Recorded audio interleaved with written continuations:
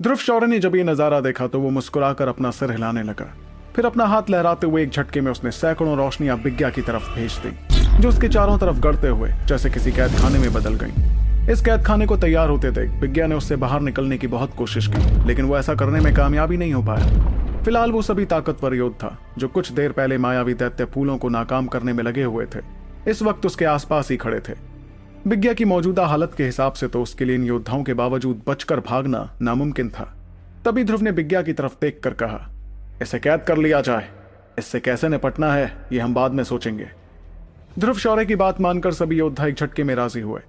उसके बाद वो विज्ञा को कैद खाने समेत वहां से दूर लेकर जाने लगे। इस दौरान कैद खाने में उन सभी योद्धाओं ने अपनी अपनी शक्तियां भरकर उसे सील भी कर दिया था, ताकि विज्ञा ठीक होने के बाद भी उस कैद खाने से बाहर ना निकल पाए। अपनी बात पूरी कहकर ध्रुव शौर्य ने छोटू की तरफ देख कर कहा, क्या बात है छोटू, कुछ ही महीनों में तू इतना ज्यादा ताकतवर हो गया। अब तो लगता है कि वो वक्त दूर नहीं जब तू ही प्लूटोनिया का अगला सुपर योद्धा बन जाएगा। इस पर छोटू ने हंसते हुए ध्रुव शौर्य से कहा, अब क्या बताऊं भैया, आप भले ही मुझसे ज्यादा तजुर्बेदार और ताकतवर होंगे, लेकिन इन शैतानों और इनके अंधेरे की शक्तियों के खिलाफ तो आप मुझसे बेहतर नतीजा नहीं ला सकते। उसकी बात पर ध्रुव भी मुस्कुराने लगा और उसने इस बात पर कोई ऐतराज नहीं जताया। वाकई अंधेरे की शक्तियों से निपटने में छोटू को एक तरह से महारत हासिल हो गई थी। ध्रुव मुस्कुराकर छोटू को देखने लगा, जिसके बाद उसने कहा, सच में आज मेरा छोटा भाई बड़ा हो गया है। सच कहूं तो इस बात की मुझे इतनी खुशी है ना कि मैं शायद लफ्जों में भी ये खुशी बयां ना कर पाऊं। खैर, अभी जंग खत्म नहीं हुई है, हमें जल्द से जल्द चारों तरफ एक कवच तैयार कर देना चाहिए ताकि ये शैतानी राजा यहां से भाग न सके। जाहिर सी बात थी कि अभी तक आचार्य परीक्षित और मार्कस के बाकी बुजुर्गों के मुकाबले जारी थे। अभी तक वो लोग मिलकर शैतानी राजाओं को खत्म नहीं कर पाए थे। इस चैनल लेकिन पर अब जो कि ध्रुव और बाकी योद्धा मिलकर चारों तरफ एक कवच तैयार कर देते तो जरूर शैतानी राजा बहुत बड़ी मुश्किल में पड़ जाते। उसकी बात पर छोटू ने भी आसमान में होते दोनों मुकाबलों की तरफ देखा, जिसके बाद उसने कहा, उसकी कोई जरूरत नहीं पड़ेगी भैया, ये दोनों अंधेरे के राजा समझ गए हैं कि हालात उनके लिए काफी खराब हो गए, इसलिए वो दोनों और देर ये जंग नहीं लड़ने वाले। उसकी बात सुनकर ध्रुव शौर्य अपना सिर हिलाने लगा और देखने लगा कि कैसे आसमान में होते दोनों मुकाबले खत्म होते जा रहे थे। आखिर में दो काली परछाइयां एक झटके में पीछे की तरफ पहुंची, जो असल में दोनों शैतानी राजा थे। उन्होंने देखा कि न सिर्फ मायावी फूलों का उनका जाल नाकाम हो गया था, बल्कि विज्ञा भी कैद में था और साथ ही ध्रुव शौर्य और बाकी लोग उन पर हमला करने के लिए तैयार थे। यही वजह थी कि उन दोनों के चेहरों का रंग बदलने लगा और उन्होंने खींच भरी आवाज में कहा, वो निकम्मा इंसान थे क्या। न सिर्फ उनका इतने वक्त से छुपा इरादा सभी के सामने आ गया था, बल्कि इस कोशिश में दोनों राजाओं ने बहुत सारे मायावी दैत्य फूल भी बर्बाद कर दिए थे। ये वाकई उनके लिए एक बहुत बड़ा नुकसान था। इतने में आचार्य परीक्षित ने दोनों शैतानी राजाओं की तरफ देखकर मुस्कुराते हुए कहा, ऐसा लगता है कि इस बार भी तुम लोगों की कोशिश नाकाम साबित होने वाली है। इस पर फिरदौस मायावी राजा ने हंसते हुए कहा, इतनी जल्दी जश्न मनाने की कोई जरूरत नहीं है परीक्षित। अगर एक कमबख्त लड़का तुम्हारे साथ नहीं होता तो तुम्हें और तुम्हारे मार्कस वालों को हम कब का खत्म कर चुके होते। खैर, इस बात से कोई फर्क नहीं पड़ता, क्योंकि आज नहीं तो कल खत्म तो तुम लोगों को होना ही होगा। हम तुम लोगों को कुछ दिन और जिंदा रहने देते हैं, पर ध्यान रहे हम वापस आएंगे और अगली बार तुम्हें कोई नहीं बचा पाएगा। ब्रह्मांड की सबसे बड़ी जंग एक बार फिर शुरू होकर रहेगी और तब अंधेरा इस ब्रह्मांड पर राज करेगा। इसके तुरंत बाद दोनों अंधेरे के राजाओं के पीछे एक काला बवंडर तैयार होता हुआ दिखाई दिया। फिर उनके शरीर एक झटके में गायब होने लगे, लेकिन उनकी हंसी उस जगह पर गूंजती रही। छोटू ने भी उस जगह की तरफ देखा जहां वो दोनों शैतानी राजा गायब हो रहे थे। ये देखकर उसने मजबूरी में अपनी मुट्ठी कसनी शुरू की।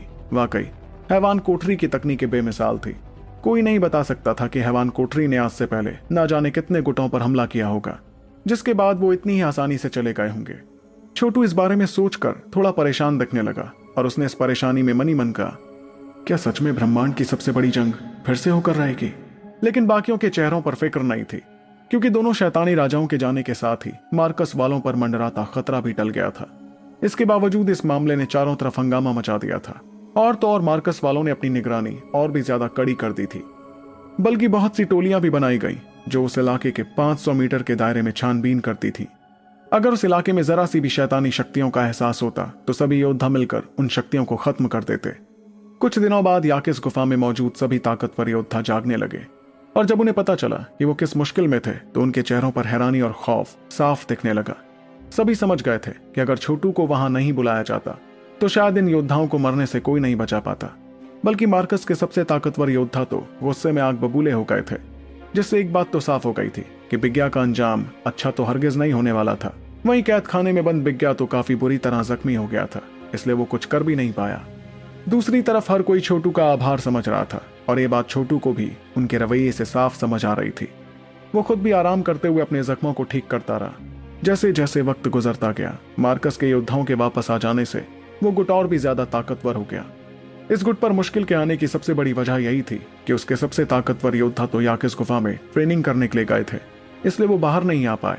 और बिग्या जैसे शैतानी गद्दार की वजह से अंधेरे के गुलामों ने इस मौके का अच्छा खासा फायदा उठा लिया था। पर वो गुट ऐसी गलती दोबारा नहीं करने वाला था। इस दौरान आखिरकार छोटू पूरी तरह से ठीक हो गया। वो एक पहाड़ी के किनारे पर बैठा था और सामने दिखते खूबसूरत कुदरती नजारे को देखता जा रहा था। उस जगह से पूरा इलाका साफ नजर आता था। इतने में छोटू ने अपनी नजरें नीचे करते हुए आवाज में हल्की मजबूरी के साथ कहा, इतनी बुरी तरह जख्मी होने के बाद भी मैं एक इंद्रजीत को खत्म नहीं कर पाया। छोटू इस बात से मायूस था कि उसने तकरीबन वो सब कुछ इस्तेमाल कर लिया था जिसे वो हुक्म का इक्का मानता था, फिर भी वो बिग्या को खत्म करने में नाकाम रहा था। इस वजह से वो काफी मजबूर भी महसूस कर रहा था और उसे अच्छी तरह समझ आने लगा कि एक महाप्राण और इंद्रजीत की शक्तियों में कितना बड़ा फासला था। भले ही छोटू किसी इंद्रजीत योद्धा को टक्कर देने के काबिल था, लेकिन वो उसे खत्म तो हरगिज नहीं कर पाता। ये छोटू के लिए एक कमजोरी थी, इसलिए उसे कैसे भी करके अपनी ताकत बढ़ानी थी। इस बारे में सोचकर उसने आ भरते हुए कहा, अगर बात शक्तियों की हो तो किसी इंद्रजीत को खत्म करना मेरे लिए तब भी मुमकिन नहीं होगा अगर मैं चरम का महाप्राण बन जाऊं। इसका मतलब अब मेरे पास एक ही रास्ता बचता है ताकतवर बनने का, और वो है मेरी अंदरूनी शक्तियों को बढ़ाना। और अंदरूनी शक्तियों को बढ़ाकर कालजय तांत्रिक बनने के लिए मायावी दैत्य फूलों की बहुत जरूरत होगी। छोटू की अंदरूनी शक्तियां फिलहाल महारथी दैव्य तांत्रिक जितनी थी, लेकिन वो किसी चरम के दैव्य तांत्रिक को भी टक्कर दे सकता था। इसका मतलब अगर वो एक कदम आगे बढ़कर कालजय तांत्रिक बन जाता, तब तो वो किसी इंद्रजीत तक को आसानी से खत्म कर पाता। कम वक्त में किसी इंद्रजीत जितना ताकतवर होने का छोटू के पास यही एक तरीका था। इतने में छोटू को ध्रुव शौर्य की आवाज सुनाई पड़ी, छोटू तुझे जिन चीजों की जरूरत थी वो यहाँ है। छोटू ने देखा कि उसे पता भी नहीं लगा कि कब ध्रुव शौर्य उसके पास आ गया था। ध्रुव ने अपना हाथ लहराकर ढेर सारे डिब्बे छोटू के सामने रख दिए, जिन पर अजीबोगरीब निशान बने थे। उन्हें देखकर इस बात का अंदाजा लगाया जा सकता था कि वो निशान असल में डिब्बों के अंदर की चीजों को सील करने के लिए इस्तेमाल किए गए थे। तभी ध्रुव शौर्य ने छोटू को बताया, छोटू कुल मिलाकर यहाँ 70 मायावी दैत्य फूल हैं जिनकी मांग तूने की थी। लेकिन मुझे एक बात बता, क्या सच में तुझे इन खतरनाक चीजों का इस्तेमाल अपनी ट्रेनिंग के लिए करना है? मेरा मतलब है कि तू भी अच्छी तरह से जानता है कि जरा सी भी चूक हुई तो ये चीजें जानलेवा भी हो सकती हैं। इस पर छोटू ने मुस्कुराते हुए ध्रुव को जवाब दिया, भैया आप तो ऐसे कह रहे हैं जैसे आपने कभी कोई खतरनाक रास्ता अपनाया ही नहीं ताकतवर बनने के लिए। फिक्र मत कीजिए, मैं कोई भी बेवकूफी नहीं करने वाला। इतना कहकर उसने अपनी नजरें घुमाते हुए सभी डिब्बों को गौर से देखना शुरू किया। इस दौरान उसकी आंखों में बेइंतहा खुशी नजर आ रही थी और उसने प्राचीन पाषाण की मदद से वो सभी डिब्बे एक झटके में अपने पास रख लिए। इतने में ध्रुव शौर्य ने छोटू को बताया, मैंने आचार्य परीक्षित को बता दिया है कि तुझे मायावी दैत्य फूल अपनी ट्रेनिंग के लिए इस्तेमाल करने हैं। उन्होंने कहा कि बेहतर यही होगा कि तू याकिस गुफा में जाकर ट्रेन करे, और तो और वो खुद कुछ बुजुर्गों के साथ गुफा की निगरानी करेंगे। इस दौरान अगर तू गलती से भी किसी मुश्किल में पड़ गया तो वो कम से कम तुझे बचा तो सकेंगे। छोटू वाकई यहाँ मौजूद हर मार्कस वाला तेरी मदद का शुक्रगुजार है। वैसे तू याकिस गुफा कब जाने वाला है? ये सुनकर छोटू मुस्कुराने लगा, लेकिन उसने कोई जवाब नहीं दिया।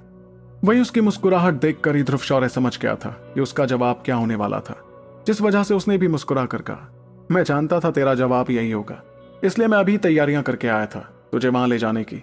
वैसे तू जब ट्रेनिंग में जाएगा तो ज्यादा परेशान मत होना।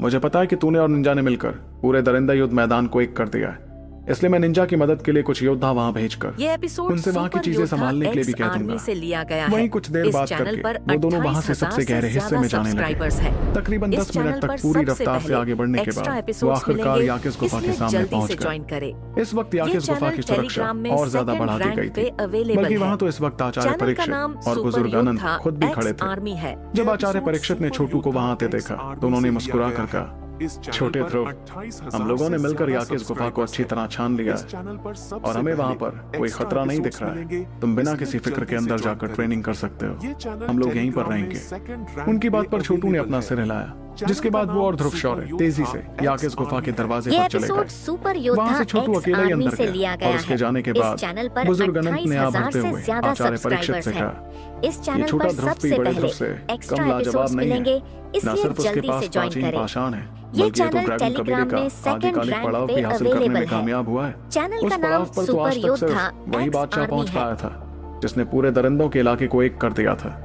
मुझे लगता है कि शायद ये लड़का ही प्लूटोनिया का सुपर योद्धा बनेगा। अच्छा ही है, इस बार भी प्लूटोनिया और मार्कस के सुपर योद्धा मिलकर कमाल करने वाले हैं। फिक्र है तो बस उस तीसरे सुपर योद्धा की। इतने में आचार्य परीक्षित ने हल्की फिक्र के साथ कहा, वो सब तो ठीक है बुजुर्ग अनंत, लेकिन ये लड़का इतने सारे मायावी दैत्य फूलों का इस्तेमाल करने वाला है अपनी ट्रेनिंग के लिए। ऐसा तो शायद आज तक किसी ने नहीं किया होगा, इसलिए इस पर नजर रखिएगा। इसका सही सलामत रहना ब्रह्मांड के लिए बहुत ज्यादा जरूरी है। ये सुनकर बुजुर्ग अनंत ने कहा, आप इसकी फिक्र मत कीजिए लीडर, इसकी रक्षा के लिए सबसे सही इंसान गुफा के अंदर मौजूद है। उसके रहते तो इस लड़के को कुछ नहीं हो सकता। बुजुर्ग अनंत की बात पर आचार्य परीक्षित चैन की सांस लेने लगे, जिसके बाद वो हाथ लहराकर वहां से चले गए। इस दौरान बुजुर्ग अनंत और बाकी सभी योद्धा याकिस गुफा के चारों तरफ फैल गए और कड़ी निगरानी करने लगे। दूसरी तरफ छोटू याकिस गुफा के अंदर पहुंचा और गहरी सांस लेते हुए वो अंधेरे के अंदर चला गया। एक बार फिर उसे एक गुफा के पास चंदन की खुशबू महसूस होने लगी, जिसे महसूस करते ही छोटू ने प्राचीन पाषाण बाहर निकाला। उसके बाद उसने धीमी आवाज में कहा, बुलवा चलो शुरू करते हैं। जब छोटू की आवाज उस गुफा में गूंजने लगी तो धीरे से प्राचीन पाषाण में से सफेद रंग की रोशनी बाहर निकलने लगी। वो रोशनी छोटू के ठीक सामने इकट्ठा होकर एक आत्मा में बदल गई, जो असल में बुलवा था। बुलवा ने बाहर आकर छोटू की तरफ देखा, जो धीरे धीरे जाकर एक पत्थर पर बैठ गया। तभी बुलवा ने थोड़ी परेशानी के साथ उससे सवाल किया, ध्रुव क्या तुमने अपना मन बना लिया है ये मुश्किल ट्रेनिंग करने का? ये सुनकर छोटू मुस्कुराते हुए कहने लगा, मेरे पास कोई और रास्ता भी कहाँ है बुलवा, इतनी जल्द ताकतवर बनने का। उसकी आवाज में जरा भी डर नहीं था। इतने सालों से वो कितना कुछ देखता आया था और उसने तरह तरह के खतरों का सामना भी किया था। ऐसे में अगर आज वो पीछे हट जाता तो शायद ऐसा कोई और मौका नहीं मिलता जल्द ताकतवर बनने का। छोटू के जवाब पर बुलवा आं भरने लगा और उसने हाथ लहराकर ढेर सारी रोशनियां अपने पास से निकालनी शुरू की। वो रोशनियां चारों तरफ बिखर गई थी, जिसके साथ ही वहां पहले से मौजूद मायावी दैत्य फूल नजर आने लगे। इसके साथ ही डिब्बों में से भी मायावी दैत्य फूल निकलकर बाहर आ गए। इस कदर मायावी दैत्य फूलों को देखकर बुलवा ने आमतौर पर ना दिखने वाली फिक्र के साथ कहा, ध्रुव यहाँ कुल मिलाकर 84 मायावी दैत्य फूल मौजूद हैं। तुम्हें अब तक तो समझ आ ही गया होगा कि एक एक मायावी फूल कितना ज्यादा ताकतवर है। ऐसे में इन फूलों की इतनी बड़ी तादाद का होना तो शायद सबसे खतरनाक होगा। तुम्हें जान लेना चाहिए कि ये सभी फूल एक साथ मिलकर इतनी ज्यादा मायावी खुशबू निकाल सकते हैं कि कोई इंद्रजीत तक भ्रमित होकर मारा जाए। इसलिए तुम्हें तो और भी ज्यादा संभल कर रहना होगा। छोटू बुलवा की बात को समझते हुए अपना सिर हिलाने लगा। उसने खुद देखा था कि 3 मायावी दैत्य फूल ही आचार्य परीक्षित जैसे अवतार तक को कैद करने में कामयाब रहे थे। फिर यहाँ मौजूद फूलों की तादाद तो उससे कई गुना ज्यादा थी। इतने में बुलवा ने भरते हुए आगे कहा, मैं अपनी ताकत इस्तेमाल कर इन मायावी दैत्य फूलों की शैतानी शक्तियों को शुद्ध करने की कोशिश करता हूँ। उसके बाद मैं इन सभी फूलों की शक्तियों के इस्तेमाल से तुम्हारे लिए एक पाताल लोक तैयार करूंगा। ये जगह खास तौर पर किसी की आत्मा या अंदरूनी शक्तियों को ट्रेन करने के लिए बनाई जाती है। इससे पहले एक दफा मेरे मालिक निशानी पूर्वज ने इसे बनाया था।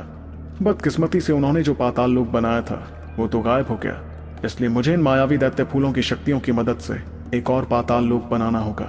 ध्रुव अगर तुम पाताल लोक के इस कठिन इम्तिहान को पार करने में कामयाब रहे तब तो तुम कालजय तांत्रिक बन जाओगे, लेकिन इस इम्तिहान को पार करना शायद अभी तक के सारे इम्तिहानों से ज्यादा मुश्किल होगा। तो क्या होगा जब छोटू पहुंचेगा बुलवा के तैयार किए गए पाताल लोक में, और वहां पहुंचकर कैसे अपने सफर के सबसे मुश्किल इम्तिहान को पार करने में कामयाब होगा छोटू, जानने के लिए आपको सुनना होगा सुपर योद्धा, सिर्फ पॉकेट एफएम पर।